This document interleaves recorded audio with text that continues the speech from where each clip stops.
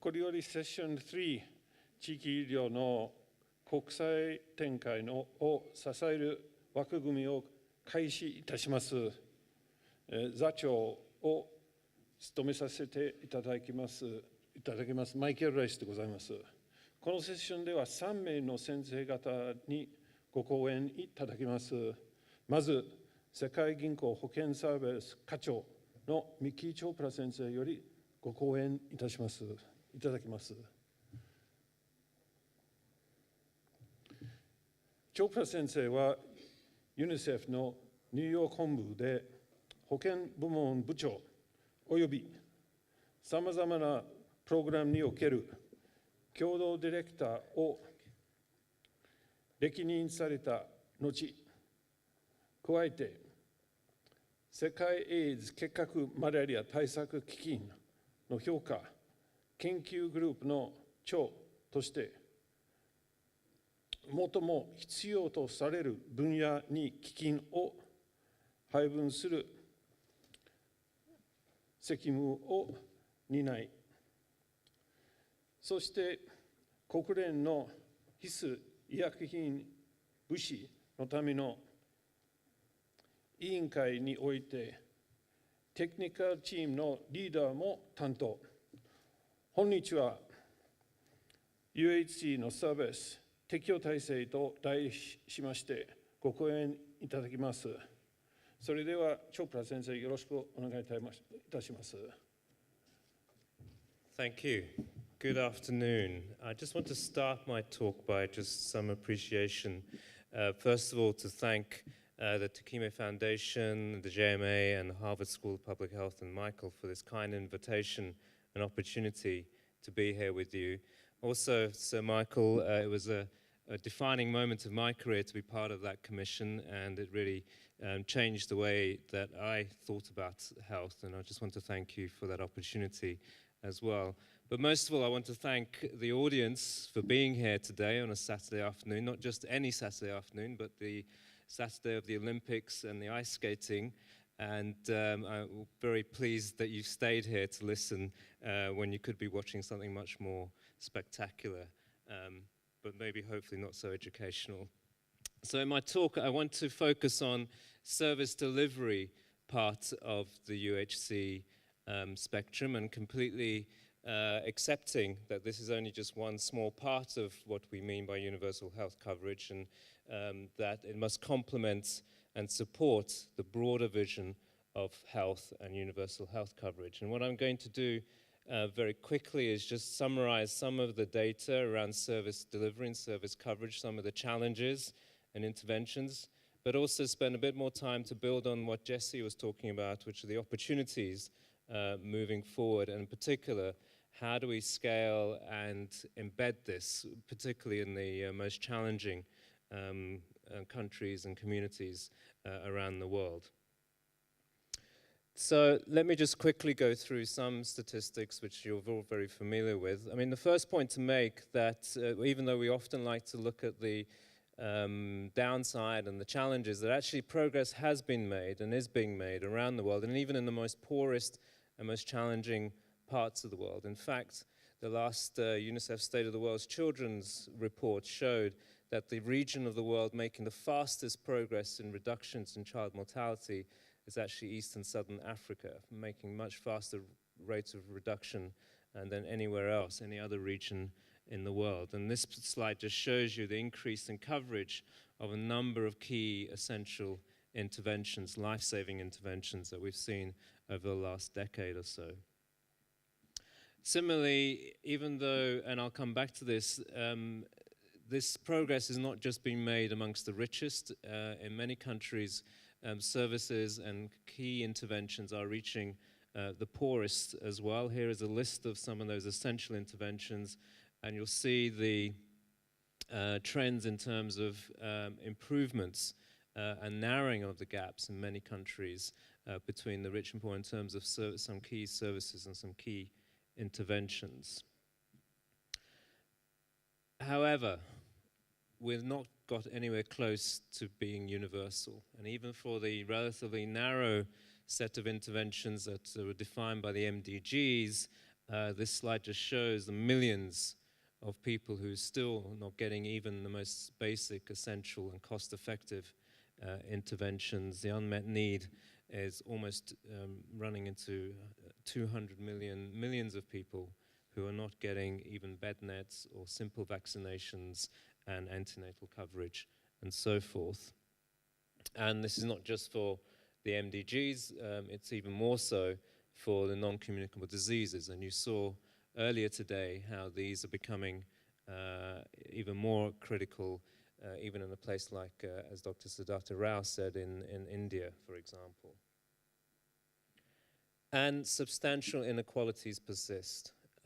This is just a slide showing a range of interventions again that even though they may have narrowed for, overall, they're still very wide across both interventions and across the regions, and in particular in Latin America, but also in Africa as well, for both the MDGs and for the NCD interventions. So what are some of the key critical underlying determinants of this picture that we're seeing? One is quality of care, that even though we're seeing that service coverage may be improving, outcomes are not improving as fast as they should be, and a big cause of this is quality of care. This is a summary of surveys across Nigeria, across the different provinces of Nigeria, where you'll see that this is just for some simple, straightforward diseases, that no one reached 50% got the right diagnostics for simple cases presenting and simple vignettes that were presented to the health workers working there.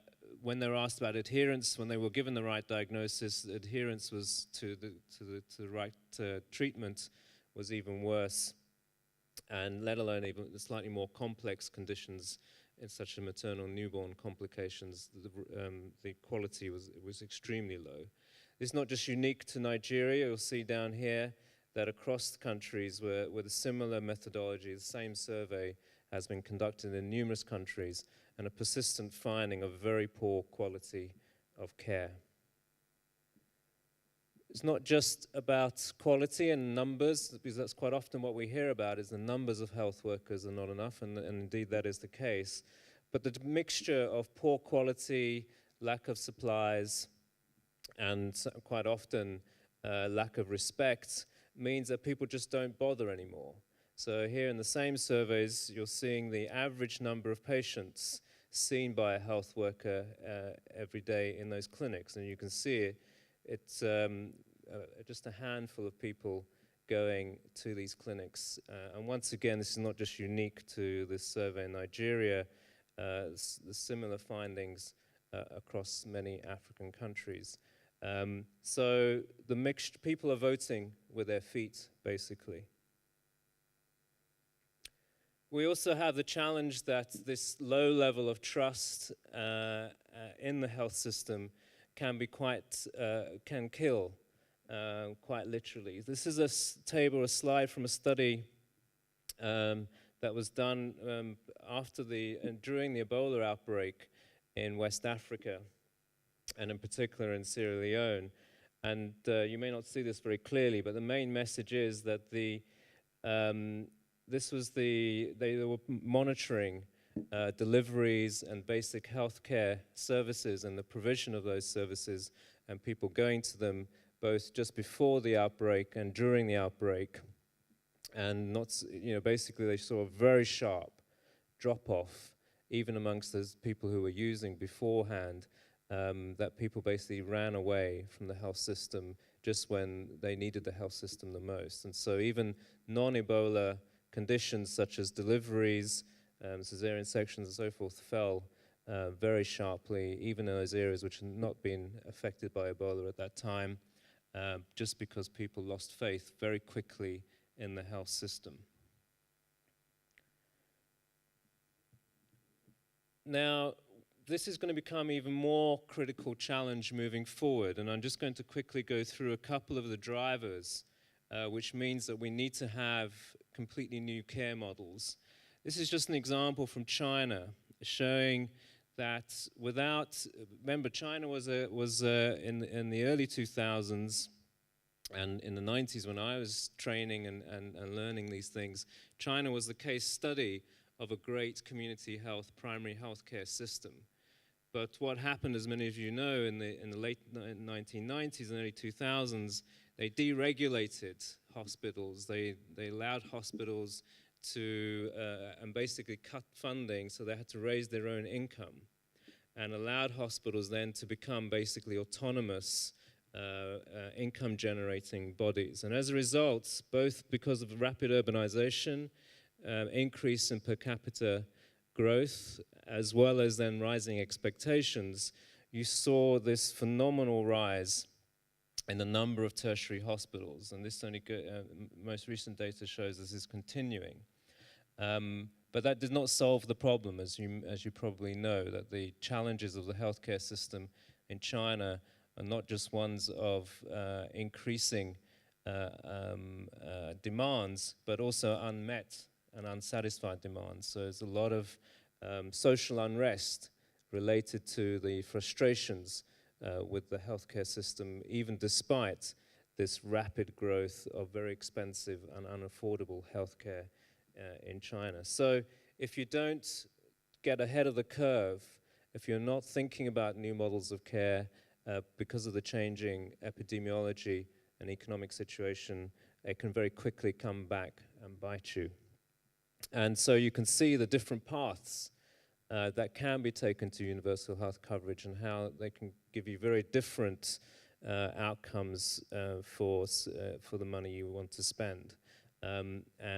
This is just showing for us, even though China right now is there, it's on this trajectory, and so the conversation there is how do we get it to go to that trajectory. And of course the lessons from this morning around universal health coverage and the case study that Michael presented are very pertinent and very important here.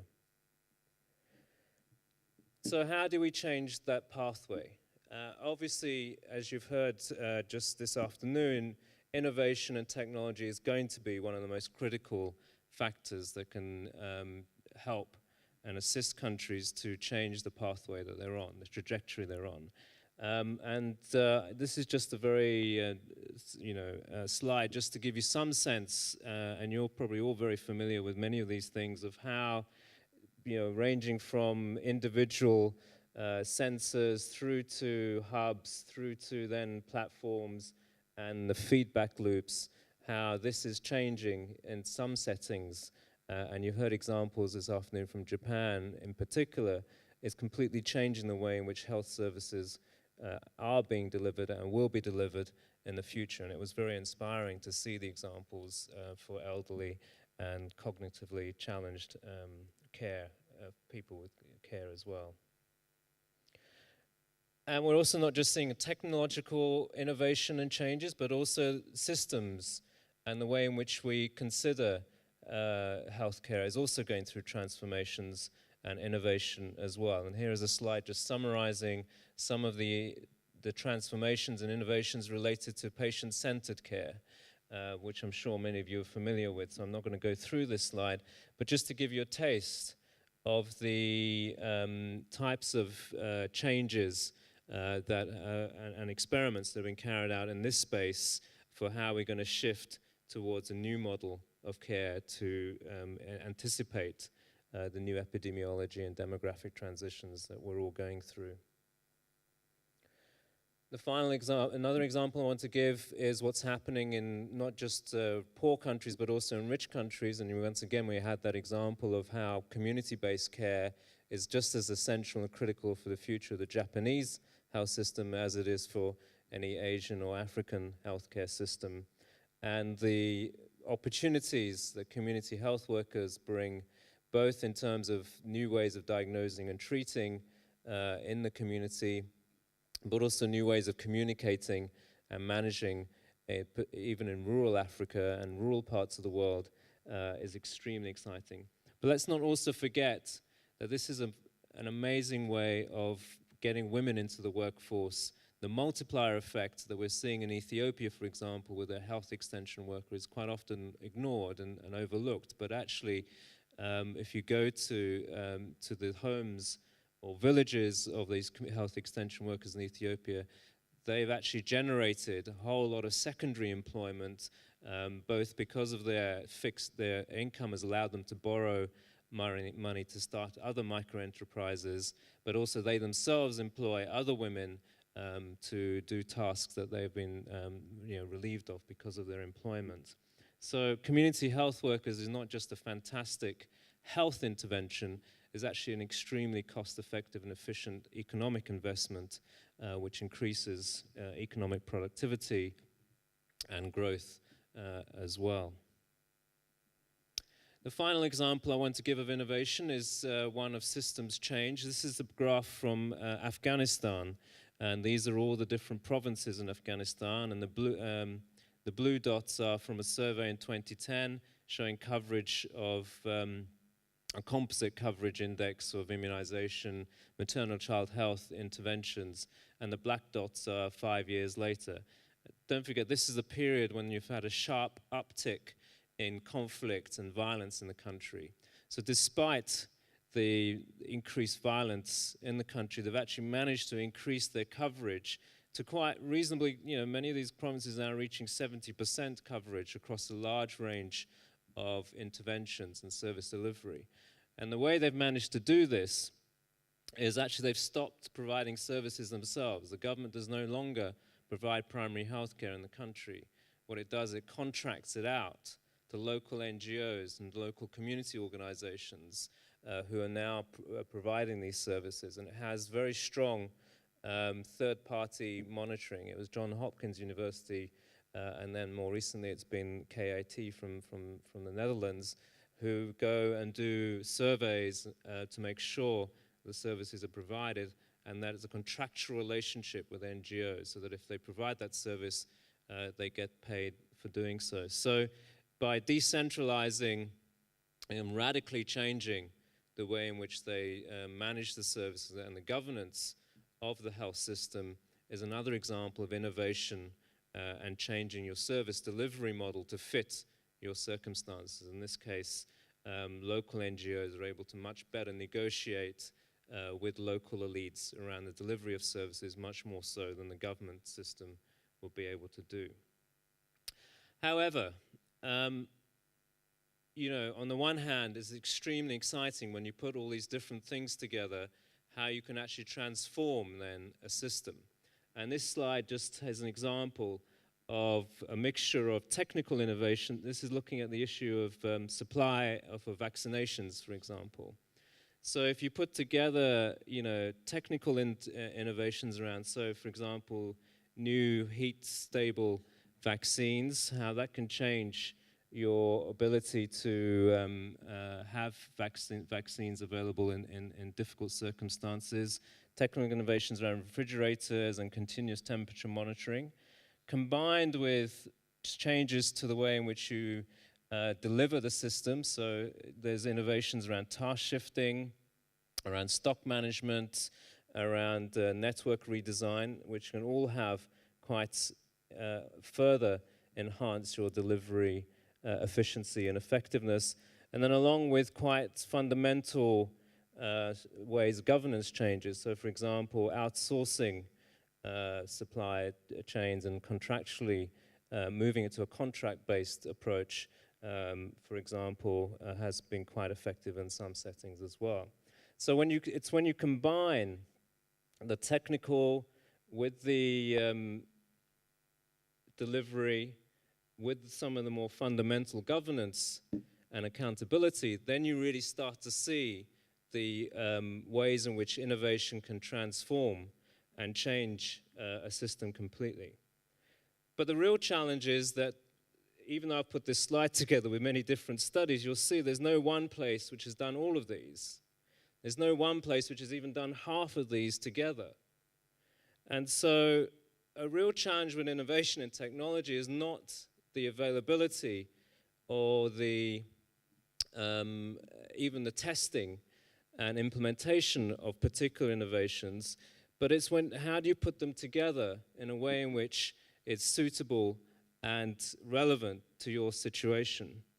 And we have very, very few examples of where we've been managed to bring different types of innovations, technical, social, systems together in a way which gives you a transformation across your whole system like we're seeing here. And one of the reasons is what ex-World Bank colleague called kinky development. And what he meant by that was that too often, and he actually uses the World Bank as an example, where we have the $1 a day as our poverty, eradicating extreme poverty of $1 or less a day. And his argument, and the MDGs is another example of this, is that by just focusing in on the lowest group and the most extreme group, and just focusing your attention on trying to get them to above a certain threshold, which is actually not even that high a threshold, so $1 a day is not exactly transformative. What we do is we forget the whole system, and we ignore the other parts of building the capability and the governance and the societal aspects of what needs to change by doing that. So we need to pay attention to a coherence across the system and not just in one piece or one part of that. And I want to give an example of integrated care, which is something that's become a mantra now for many of us in global health. Integrated care models as an example of what we mean by taking a whole system approach as opposed to just taking one piece or the most lowest part of the system and trying to build that. And so I'm going to have to be very quick now. So integrated care has many components. Perhaps at the heart of it is person-centered, and that in turn has some pieces to it. But to do that in turn, you need to look at this to do empanelment, and that in turn has a number of parts to it. And furthermore, you can do empanelment, but then you need to also have the right types of people and health workers and team-based approaches and so forth. So even taking something like integrated care model, when you break it down, there are a number of different activities and actions that need to be put in place, and policies and regulation that need to be put in place. And Michael and I were talking in the taxi about Sri Lanka, where we're both working at the moment, around how do you start and where do you start in this system to do that. This is just to break it down even further then, that even within those buckets, there are a whole range of reforms and changes that need to happen if you're really going to make it effective. And just concentrating on one or two of these will get you a little way, but may actually not get you very far at all, and may take you backwards as you disrupt the old system and put in place something which is only touching a very small part of the problem. And so this is just an example of some thinking that we've done across in China, for example, of what are the steps and the sequencing of reforms and transformations and innovations that will be necessary to move that model forward in a situation, in this case, such as China. So, but this is not just about top-down either, planning. These kinds of thinking and processes need to happen at the central level, but they also need to happen at the implementation level. And here is an example of where problem solving and understanding the issues of implementation at the district level and implementation level is also most critical from moving from policies to actual implementation. So how do we build the capability and capacity at this level most critically to do that? And that does mean we have to shift in our way of thinking about capacity and interventions and investments. We have to shift from and respond to this challenge and start to think about designing for delivery from the very beginning. That too often we think about policies and we only think about delivery towards the end of the process, whereas we need to start to put that right up the front, and then from there unpack what does that mean in terms of capabilities, what does that mean in terms of governance mechanisms and monitoring and evaluation. So just to finish, that the challenge is quite profound. I haven't got time to go through this, but it's just an example from Nigeria again, where we mapped the populations and coverage and actually found that Nigeria has 3 times more health facilities than it really needs, that if they just reduced them by 2/3, they could actually get almost the same coverage and have a much better concentration of health workers and so forth. But to do that kind of change and reform requires many, many more things than just doing fancy satellite imagery and geomapping and so forth. You need to get into the politics, you need to get into the larger challenges and changes and change management and leadership issues in a country like that. So really, are we ready for that challenge, and are we fit for purpose to take on those kinds of challenges? Thank you.